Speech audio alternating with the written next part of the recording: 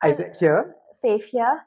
and welcome back to The We Didn't Plan This podcast. Okay, so Isaac, what are we going to talk about today?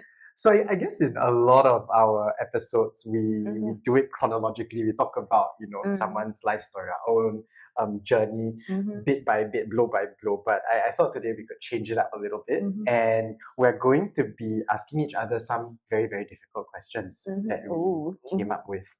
And what this will map onto is to different parts, or rather like different themes in our decisions. So we'll have a little bit of a segment about the decisions that we made and the times where they weighed on us and made us cannot sleep at night. And then we'll talk a little bit more about the side quest that we've done as well. Sounds good. And then we can have so this is one of our favorite segment that we agreed on, which is the really stupid but also hard-hitting hypotheticals at that end. So we have a rapid fire thing later. Okay, so to recap, I guess you've had such a long and winding, sometimes good, sometimes bad route through med school, medicine itself, going out into the private sector, trying entrepreneurship, all with every single artistic, creative, and personal thing that you've done on the side, right? So there's lots of decisions that we have over here. But I remember when we first talked about your whole journey, it felt like walking the default path.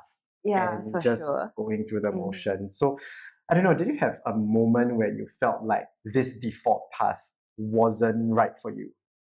Well, I guess in Singapore, like a lot of us grew up very conditioned to, there's like the idea of the Singaporean dream, right? You just do go to a good school, go to a good uni, get a good job, and live that life. So I feel like there was always this part of me that struggled, like wondering, do I really want to spend my entire life feeling this way? I think the feelings first started when I was maybe in secondary school, but back then it was just like, okay, just squash those feelings down, just deal with them later on in life. Like after you've established yourself, then maybe you have a little bit more wiggle room. So I think like seeing all my friends just so happily like hustling within medicine or like within their respective fields and being very successful, spending hours at work, and actually I mean I could see that they were very happy and fulfilled by work. They weren't like looking at the hours on the clock being like, when it's 5 p.m., when can I go home?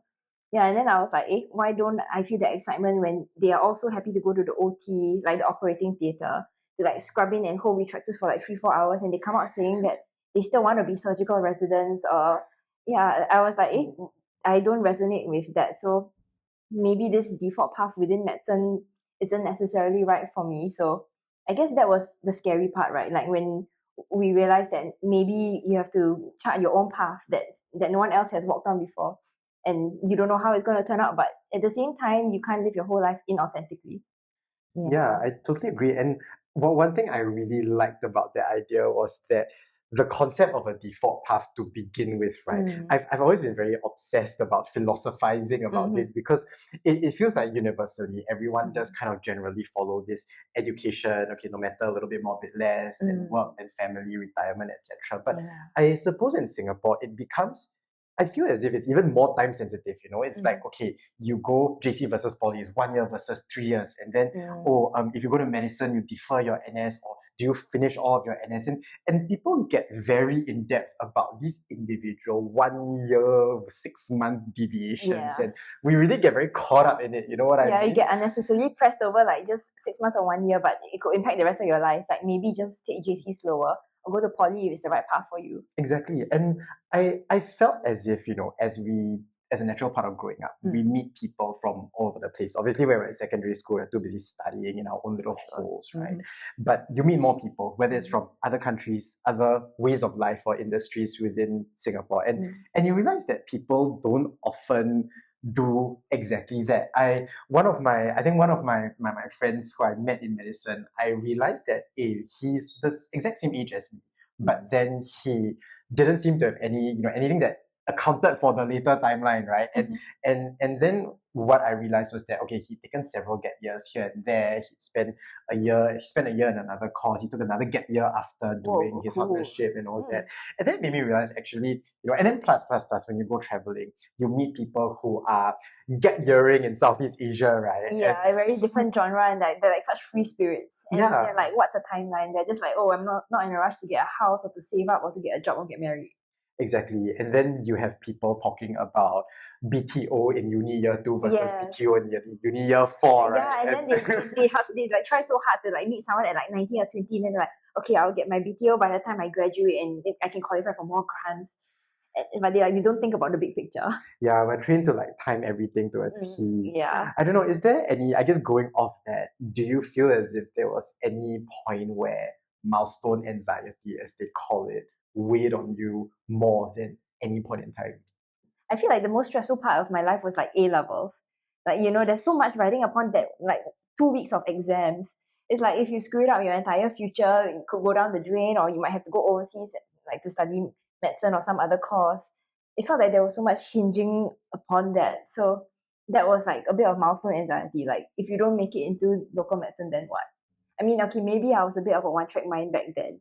So, like, I guess that's something I would go back and tell my 18-year-old self, like, don't be so obsessed with just focusing on this one path. Think about what you want, like, in the future, and like based on values rather than targets. Yeah, I guess if you could go back in time, like, what would you tell yourself, like, at your 18-year-old self before law school? So I actually would 100% agree that A levels was the worst time of my life. Yeah. Ever. Collective Period. trauma. Collective trauma. So I remember something very distinctly from my best friend told me when he went to uni, and then after that he said that I was wondering, okay, is it gonna be more difficult than A levels? And he said, no, A levels was the worst exam ever. And I was really confused because I thought uni would be harder, it would be abroad, it would be a harder course, things like that. And when I did go into it, I realized that was 101% true. And it feels a lot like that was because when we were all at that stage, kids studying and all that, you're correct to describe it as a one-track mind. It's not because uni was easier. I think the content was categorically, obviously, and reasonably harder. But what happens at that point is that now suddenly you think about so many other things. You have jobs, you have friends, you're wondering, like as an autonomous adult, roaming around, it's time to start prioritizing, planning for our future. So I suppose when you ask that question, when milestone anxiety catches up and things like that, I think once that left in A levels, it's still there. Okay, I'll admit that it's still there all the time. Like you have this rapture and this eureka moment, but then it's always still there because you can't help but look at your friends who are, some of them are earning more, some of them are earning less, but they're so much more relaxed than you. Some of the ones who are earning more are doing better in every respect of the word. Then you question what you do, and I guess it's just coming back to the decisions that you have to stand by. And I suppose then, a lot of people might get the impression that, okay, like from reading your blog and from seeing all the decisions that you make, everything is carefully planned, everything is carefully weighed out. But have you heard anything that sounds like a huge misconception? You look at it and then you're like, my life is definitely nowhere as good as you think it is, or actually there's a huge part that you missed out on. Yeah, no, honestly, when you say that, people probably assume that I'm great at like planning my life and stuff. I mean, yeah, I'm good at planning the day to day, but honestly, like a lot of the big decisions in life were probably influenced by like more emotional things. I mean, if I had been completely rational, I would have said stay the path, just persevere, do like the full 5 years, slog it out, because like rationally it makes like financial sense and it was good for training. But I guess in my heart, I knew that that wasn't what I wanted, so I like just I forced myself off the path. Yeah. And I mean, maybe I don't actually like stability that much. Like, I mean, we can do with a little bit more excitement in all our lives, I feel like, collectively. Yeah, so like I guess for you also, what's a misconception people might have about your current path? So one thing that people seem to think is that everything is very stable and planned out. Like the future is kind of laid out in front of you. And I mean, there's no untruth to it. I feel as if we can't deny that we are honored and privileged to be in a position where there's this core profession that we have that allows us a decent amount of stability.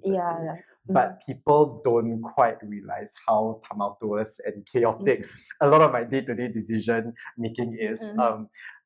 For example, last year around this timing, actually, for legal reasons I cannot explain more, but essentially there was some legal disputes and conflicts that we had to navigate as a baby business. And sometime around this year, and in fact, in many ways, I'm in the midst of it now.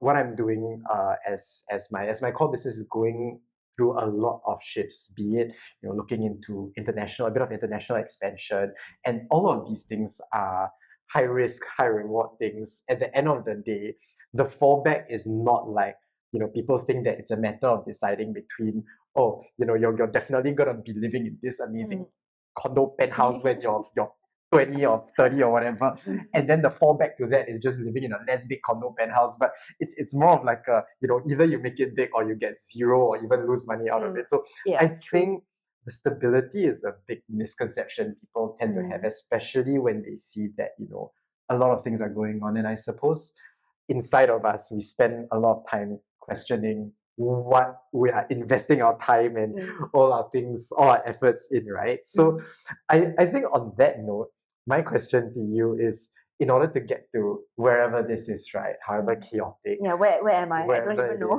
Right. Where are we? What are we doing? Yeah, there's so many things that had to be unlearned or undone to kind of open new doors, right? So are there any big things that you unlearned along the way?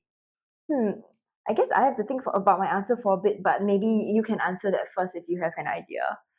For sure. I feel as if, and so okay, this comes from a point where I think I learned a lot of bad habits. Okay, so this is common sense to a lot of people, but I really unlearned this. But I felt as if I had to unlearn the concept that you need to really have everything prepared, scripted, ready, a huge plan, everything ready to go before you start acting on something. I think that's something that we carry with from school in many ways. Yeah, it's always like plan before you execute versus just like you plan on the fly, which is like more agile anyway. And you're always made to feel as if like in secondary school you give these presentations and people get hugely criticized for saying that you don't even know this, you don't even research this. And you realize that when you go out into doing things, right, I would like to repurpose this thing that one of my old teachers said, which was like, okay, always over promise but under under promise or over deliver. Correct. And I realized that honestly, you kind of get nowhere if all you do is just waiting until things happen before you act on them, right? Because so much of life passes you by while waiting and you're losing precious time. Exactly, like starting a business, forming new partnerships, exploring new opportunities. Sometimes you kind of you do have to do your preparation, but it's not like I can fly to a new country only when everything is ready to be done. I have to at least promise something. It can be I can be honest that it's a future something and what is the present something. But I think one thing I have to unlearn is to just not try to be over prepared for most of the big life things, right? Yeah, I guess I agree with you on that. Like, so maybe the thing that I felt like I had to unlearn is the concept of the arrival fallacy. So the arrival fallacy is basically like you tell yourself, when I have this thing, then I will let myself be happy, or like when I get into residency, I'll be happy. When I have this car or condo, I will be happy and let myself rest. So I feel like we set a lot of expectations on ourselves as like higher performing people. We put all this pressure to achieve certain milestones, especially when we compare ourselves like with our friends and other seniors who have like done great things before us. So yeah, I guess unlearning the arrival fallacy means that you just let yourself be happy in the present moment. You don't, I mean, maybe it's a little bit lazy of me, but I'm just like, why do I want to set such high targets? I just want to live within my means. I'm not trying to buy branded bags. I'm not trying to live in a penthouse or fly a private jet someday. I'm like, okay, I'll just live simply and enjoy the moment now. Because I feel like in medicine, we've seen so many people like just fall sick, or like someone can come in with an aneurysm, 40-something-year-old, and just drop dead. Or like people get a stroke and then they were planning to retire, but now they have a stroke, they're bedbound, they can't enjoy it. So like, why wait? We should just enjoy the present.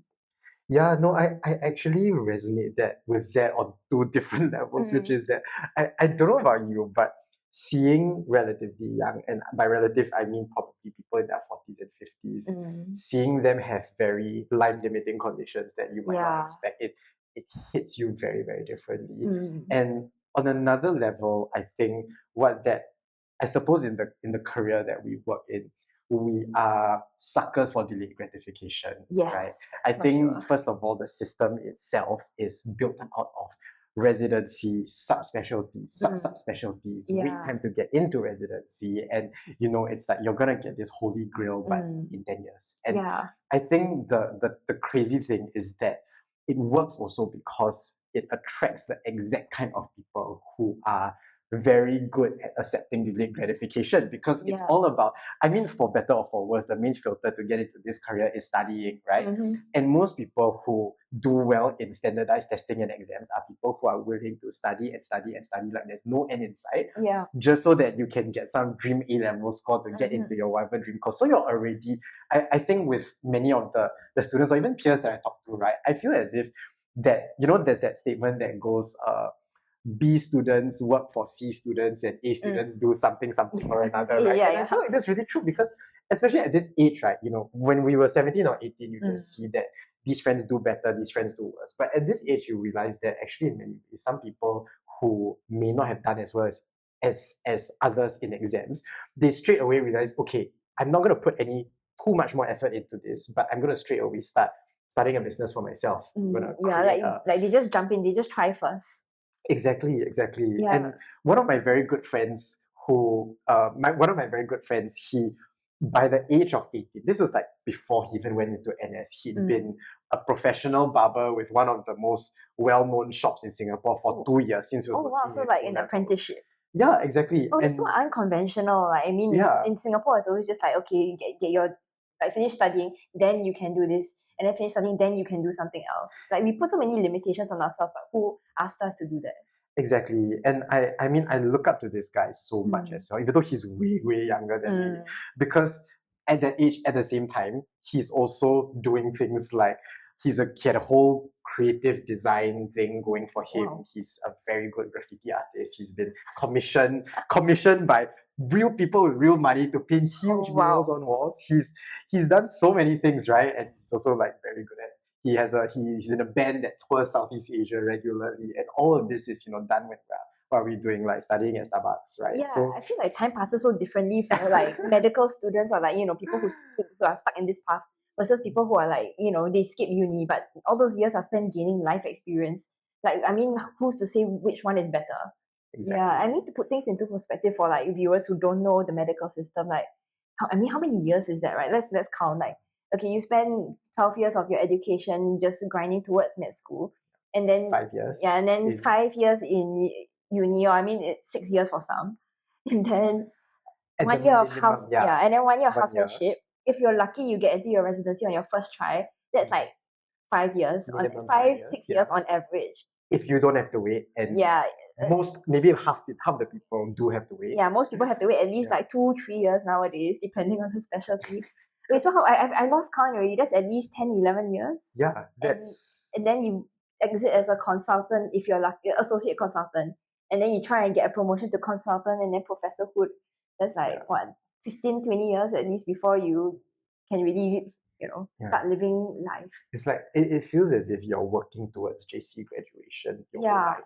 Except that JC graduation is a notion that just keeps pushing down and that gets pushed down it's and just down. Like you're kicking your happiness as a can down the road. But like, what happens if you stroke out from all the stress or all the late nights or like I don't know, drinking Red Bull, right?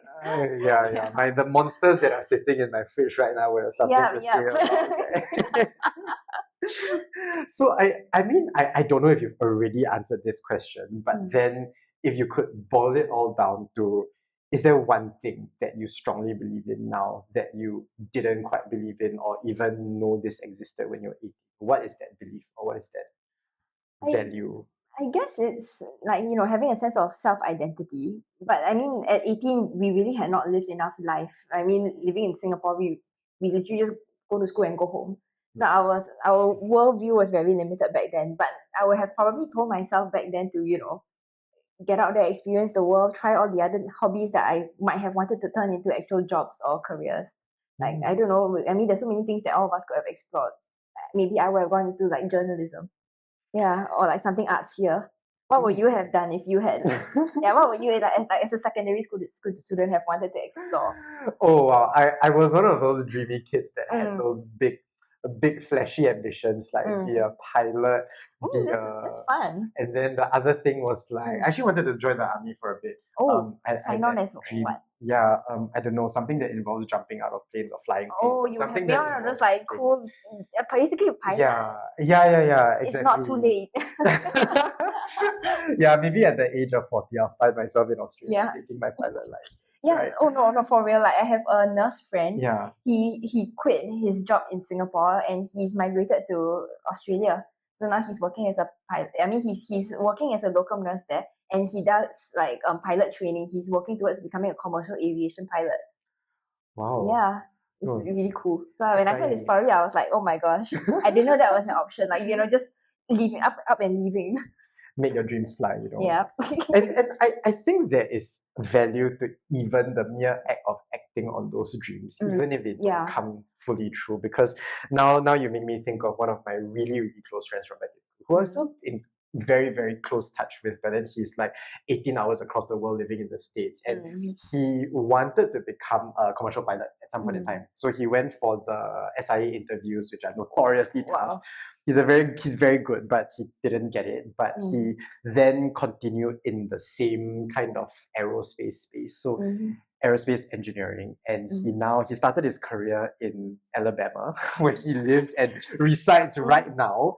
And for a year or two, I think a lot of our conversations were around how he's like really in the middle of nowhere.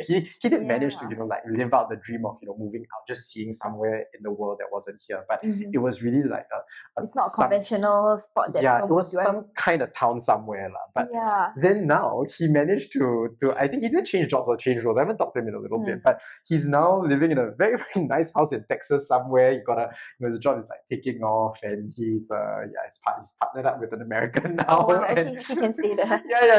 So I think there's so much value to actually just trying it out, because you don't know. It's like the butterfly effect, right? Like you don't know what path it's gonna chart out for you. Yeah, it's like you have to give it a chance. If not, you never know. I mean, you can just always sit in your room and think about all the what ifs, but if you never act on a single one of them, then you haven't really lived life, maybe. Yeah, and I guess if you're thinking about hypotheticals, you're a good writer, you've dabbled in the arts and all that. Is there any of your side quests that you thought would last only a while? Just be a temporary fun thing you try at 19 or 20, but actually it stuck with you throughout? I guess maybe my blog perhaps could actually have been a little bit of a side quest, because I did not expect people to like react the way that they did. Like I wrote just one post, and then I didn't expect it to actually suddenly get like thousands of views and people asking me more questions. Like I think, like maybe the first year that I posted it, I got at least 100 comments. I was like, what? And like suddenly, okay, I feel like I must help people, because it would be negligent of me to just like suddenly just kill the blog. And then there will be no one to answer these questions, and then people might make the same, like not say mistakes, or they will make the same choices that we did, and then they will wonder why no one told them otherwise. And you're hoping that they would learn more from all your decisions. Yeah, correct. I mean, we can only learn from we can learn from other people's choices and other people's mistakes. So more information out there is always a good thing. So yeah, I always thought it would just be a side quest, and that it would just like it would just be one post like a year, and then in the end I was like, okay, I actually really enjoy this. I grew into it, and then from there, writing about it gave me so many other opportunities.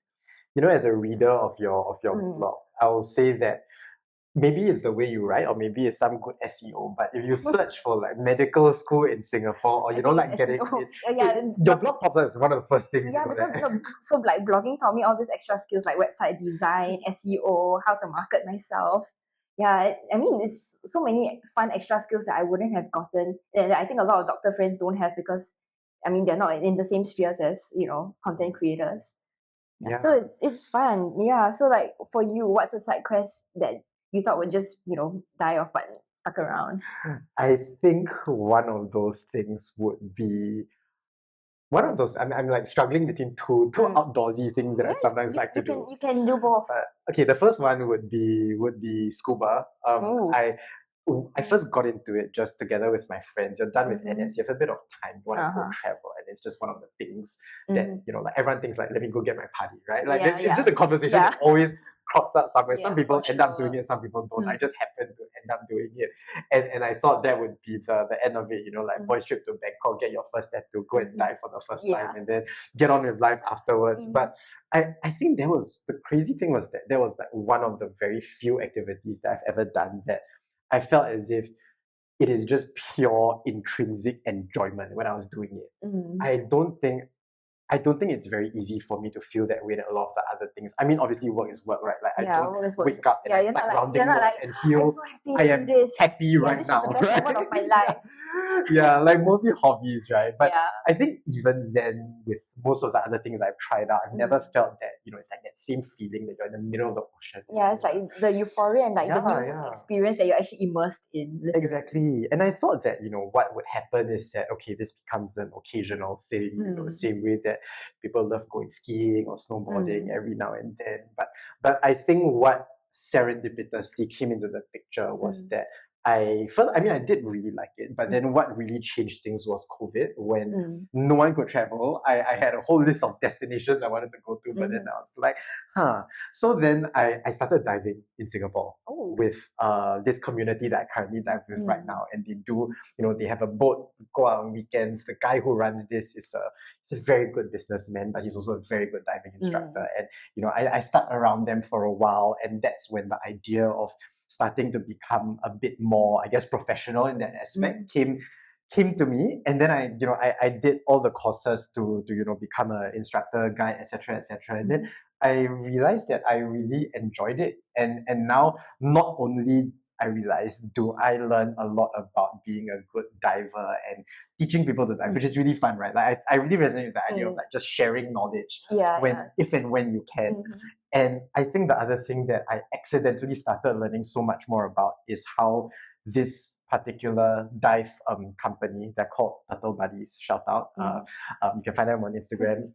but basically, I really like how they grew from a really small outfit during COVID to something much bigger. Like I think there's a lot of things that they did well, be it seeing how my boss or my mentor grew the community. Like he likes to say this thing, which is like, is just go and make friends. We just like to go and make friends and be everyone's friend. And that really kept the community growing and growing and growing. And how, as they expanded, they started doing more, different kinds of courses, running trips overseas and all that. I take a lot of those practices and apply it to my own business as well. So I think that's useful. Yeah, it leads you down the road. Wait, so what's the weirdest overlap that you've discovered between like this diving thing and your main career or your business? I think that it's the way in which systems are run when you are not there. I think I suppose having interacted with some people starting their own businesses, some of which are similar or dissimilar to mine, you realize that a lot of businesses are very founder-centric, which I think is good, especially if you have a strong story. We are very founder-centric, and I have to, I spin all kinds of nonsense about my own experiences or for whatever they're worth, right? But I think then when you go from just starting out at day one or even fundraising and things like that to actually having something that lasts, what I learned is how to try and let things run in your absence, to build systems that work. And what I thought was really good about diving is that I'm not sure how, I think just for a bit of context, the way diving courses are run and all that is like, it's all under a certain agency, it's right here, PADI, but basically there's like a very fixed curriculum that every person goes through, whether you're learning it in the Philippines, America, Singapore. So a standardized experience. Exactly. So you don't need the same instructor teaching hundreds of people because it can't scale. Correct. And then even with individual shops or individual organizations that deliver this, then once you train up instructors who can do it, the main guy, I guess the main person who started all of it, he can have a reasonable trust that his instructors will do certain things, right? And I think that's something that a lot of startups, a lot of businesses don't really have. Like it's always like, I do the sales, I do the ops, I do the marketing, I don't trust anyone to do it but me. For sure. I mean, we've all definitely encountered founders in our life who are like, founders in the past, or like we've seen businesses where they're just like a bit of control freaks. They're like, I must do everything by myself. I want to do everything because they love their baby. I mean, a business is a baby. But at the same time, it also just creates like burnout, and you can't scale it in the long term. And imagine if you fall sick or like something happens to you, then your entire brand and company just collapses. So I think it's great that you learned that skill. And I mean, who would have thought learning diving linking to all of this? Well, I mean, you've had your little experiences with entrepreneurship as well. They're not so little. They're not so little. In fact, I followed all her Yeah, pursuits you followed the entire period of my life, which will be redacted. But what are some of the, I guess on that tangent, what are some of the big lessons you've learned from trying out entrepreneurship? I mean, there was an itch that I always wanted to scratch, but that obviously I couldn't when I was in the system. Because I mean, I simply didn't have the time or bandwidth, or like, I mean, you can't moonlight anyway. So I think being able to dive into like entrepreneurship, or like, I've done consulting for like random health tech firms, is just, you have to really put yourself out there in a way that doctors don't normally do. Like, you have to sell yourself and tell people, oh, you need to, I mean, I have these services, would you like to try them? And you actually have to go out there and network. Like, I remember when I founded my clinic, when I co-founded my clinic last time, I set up like a local longevity group called like the Don't Die Group Singapore. Yeah, so it was all centered around like, Brian Johnson's health movement. And we actually managed to build a pretty sizable community of like 400 members, like on the WhatsApp group. And then I would host monthly meetups. So I think that experience and getting to meet so many new people, exchange ideas with them, and like actually be able to help them. Like, I mean, I was offering just health advice for fun.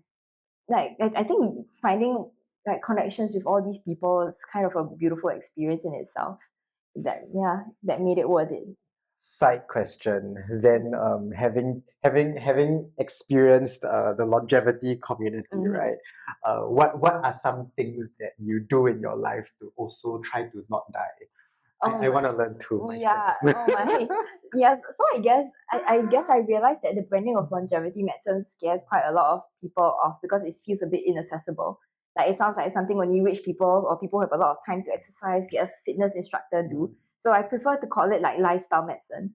Like, lifestyle medicine feels a little bit more accessible. So like in clinic nowadays, like as a GP, I would just counsel people. I'll be like, oh, what's your diet looking like? Maybe you can incorporate more vegetables, include these new like vitamins like from whole foods, rather than asking people to buy expensive pills, or like just making sure that they're exercising enough and clocking steps. So I'm like, okay, if you can just clock extra steps, or if their job is really menial, I'm not going to say, oh, you still have to go to the gym on top of that. Yeah. And also, and I mean, of course, stress management. I mean, all of us are like so stressed out. I mean, honestly, doctors are probably the worst people to give medical advice.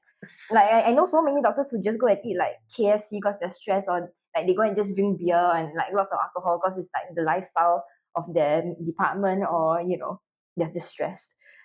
Yeah, so I mean, we have to take care of ourselves first. We can't set ourselves on fire just to keep our patients alive. I kind of felt very called out by that because two calls ago, right? I tell you, I was in my call room at 5 a.m. And I ordered on GrabFood for myself carbonara chicken cutlet. So I was At what time? 5 a.m. 5 a.m. I ate it for breakfast. Oh my. Wait, there was a carbonara chicken place that was open at 5 a.m. Yeah, there's like some 24-hour thing. Like, I was like, okay, I really need a morale boost this call. And you know how, by the time it reaches 4, 5 a.m., you get a bit of loud activity. Yeah, and then you get the munchies also, but you don't want to go down to 7-Eleven because you just end up eating cup noodles and like eggs. So I was like, let me have a nice balanced meal, carbonara and fried chicken for breakfast. So that, I think lifestyle medicine is very important for everyone. Most of all us. Yeah, most of all us. Like, doctors really need to take better care of themselves. I mean, anyone in a high stress job, I mean, your job will replace you in a day if you drop dead, but your family will be very sad. So please take care of yourself first. Yeah, PSA. Yeah, PSA. Right. We might have another episode talking about lifestyle and diet. Yeah. We should totally bring some other doctors on. Yes. Yeah, that would be fun. And some people who are actually in fitness. Yeah. We need to get like people who are like, they look the part. Correct. I definitely don't look the part right now in my life. But anyway, I guess back to talking about side quests. This is a somewhat more hard-hitting question, which is, I think a lot of times when all of us have all these different things going on, it's hard to wear different hats at the same time, especially to different people. So have you ever had instances where your side quests or your different portfolios have ever clashed with your identity or career credibility? Have people in any settings, I suppose, doubted your worth in that setting, if you get what I mean. Yeah. So I feel like I remember when there were, I think in August, like August last year, I think. Yeah, some articles about like my whole bond breaking came out, and obviously online there was discourse about it. Actually, the discourse was surprisingly less negative than I thought it would be. But of course, I was worried like, oh, is this going to impact like my career or my reputation? Will people only ever know me as like a bond breaker?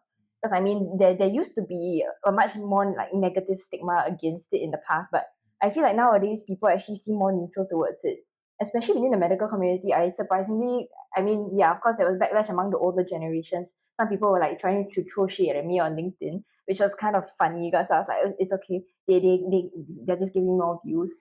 But yeah, I mean, I was worried that that will affect my career credibility. People would be like, oh, she's too young, she's too inexperienced. What does she know? She talks about systemic issues in healthcare, but like she hasn't been in it long enough to actually know it or feel it. So I do feel imposter syndrome sometimes, but I am working on that. Yeah, but for you, you've done so many side quests. Which one do you feel like you've learned the most from, Ooh, or that's challenged you the most?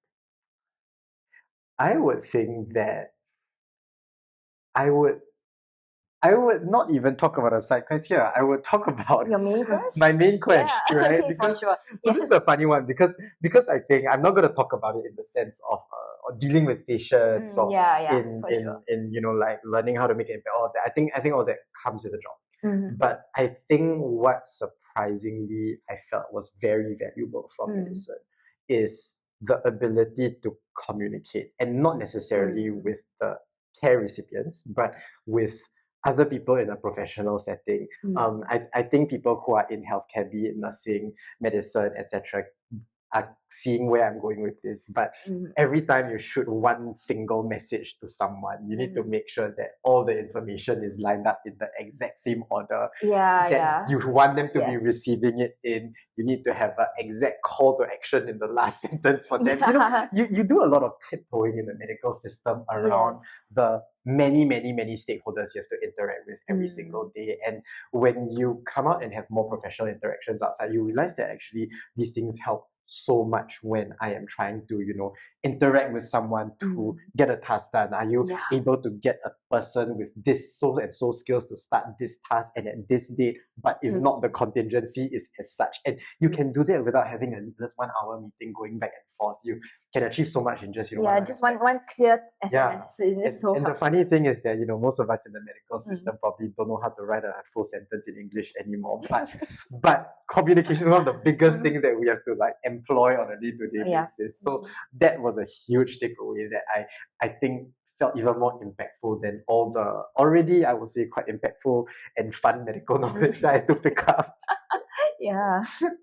But I think, as we segue away from useful and professional skills, let's throw some quick fire questions at each other, right? Okay, I'm down.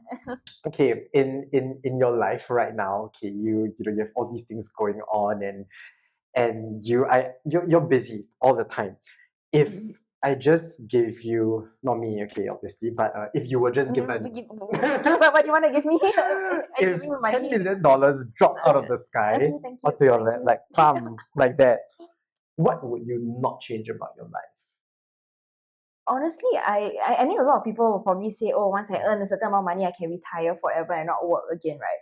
So I actually considered that at some point in time. I was like, okay, maybe if I suddenly cash out really well or like, do well in stocks, I can actually just retire forever. But I was like, what would I do if I retire? I think I fundamentally do enjoy like clinical work, like talking to patients and knowing that I'm actually making an impact in their health and in their lives, and keeping them healthy means that their families back home are also healthy and happy. So I think that's one thing I would not change. I would not retire. I mean, I would still work the same number of hours as I do now. Yeah. And because it gives me the perfect work-life balance. I would say I'm actually really happy with where I'm at in life and career fulfillment wise. Yeah, so if I give you if I give you back the $10 million that you gave me, what doesn't change about your life? Without interest or leverage. Sorry, 10 million flat. 10 million square. 10 million flat. I think, okay, what I would change is definitely the sleep cycle, definitely the For diet, sure. definitely the exercise regime. Mm. But I will say one thing that will never change is the human relationships that I have with my friends. I think, a lot of people talk about, okay, in retirement, I'm going to enjoy this money for my family, right? Like they'll be in a nice house, my kids will go to uni, Yeah. I'll buy 10 cars, 5 cars, 2 cars, 1 car. But I think that aside, one realizes that it guides a lot of how I spend my time now, which is that even if I had $10 million and all the time in the world, I would still want to carve out as much time for the friends, for my partner, my girlfriend who's been with me in this whole very bad journey where I barely get any time to spend at home. Yeah, actually very poor thing. Long suffering. Yes, but I think all those things will not change and they should not change because I think it signals to me that, if suddenly I have so much time with my friends that I spend zero time on right now, it means that clearly I'm not making the right time for the right people now, right? Yeah. So I think that's something that I suppose beyond it being a thing to aspire to is kind of a hypothetical that I also carry myself. Like if I had this $10 million, all the material things, all the loans that I'll pay off, all the other life security I'll try and pay off, what is gonna stay the same? And that thing I want to stay the same, I make sure I implement it in my life, like today and right now. Fair enough. That's kind of my thought about this. Okay, so $10 million into our conversation. Yeah. Yeah, I mean, there's so much to this, right? Which I think there'll be many more conversations to come about the individual decisions that are made along the way, as well as all the other ups and downs of all these side quests. But I think that's enough for today. See you next time on We Didn't Plan This podcast.